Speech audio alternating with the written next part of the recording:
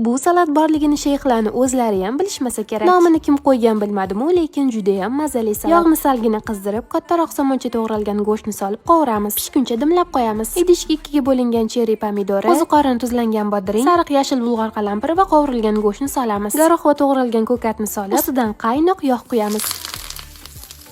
Shu joyda idishim kichkinaligini bilib, kattaroq idishga ag'dardim. Barcha mahsulotlarni yaxshilab aralashtiramiz, tuzini ham rostlaymiz. Bu salat juda ham foydali, to'yimli va mazali. Tayyorlab ko'ring, shayxlardan sovchi kutayotgan dugonangizga ham bu videoni sekingina yuborib qo'ying. Chet ellik food bloger yarim soatda xamir yoymasdan medovый tortini tayyorladi. Gazga idishni qo'yamiz, asalni quyib, ustidan ichimlik sodasi shu rangga kirganidan keyin olovni o'chiramiz va sariyog'ni issig'ida eritib olamiz. 4 dona tuxumga shakarni solib aralashtiramiz, biroz sovigan asalli massani quyamiz, un razrixlitil yaxshilab aralashtiramiz. Asalli xamirni biroz tindiramiz va bir cho'michdan tovaga quyib, past olovda ustilari quriguncha pishirib olamiz. Terlagan qopqoqni orada artib turamiz. Menda umumiy 4 dona go'sht chiqdi. Bir donasini ustiga urvoq uchun olib qo'yamiz. Krem uchun 45% qaymoq hamda shakar upasi quyilgunicha mikser qilamiz. Endi tortni yig'ishni boshladik. Korж, malinali konfi hamda krem shu ketma-ketlikda tortni yig'ib olamiz. Tort juda ham mazali chiqdi. Tayyorlab ko'rishinglarni maslahat beraman. Retsept yoqqan bo'lsa, videoga bitta like. Aynan shu shirinlikni ko'rganimdan keyin nimaga bu ideya hayolimga kelmadi deya tayyorlashga kirishdim. Qizlar, ishoninglar, yarim soatdan vaqtinglar ketmaydi.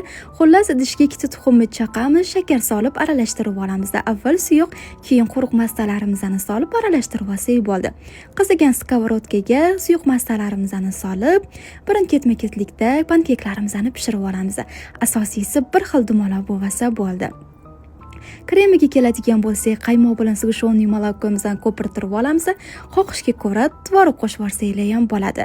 Va pankeklarimizning o'rtasini krem bilan to'ldirib olib, yopib chiqamiz va shokoladimizni eritishga o'tamiz.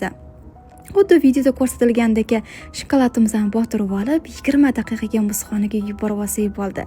Ana shirinlik, mana shirinlik. Qizlar, ovqatinglarni tayyorlab bo'lgan bo'lsanglar, hozir shu desertni tayyorlab ko'ringlar.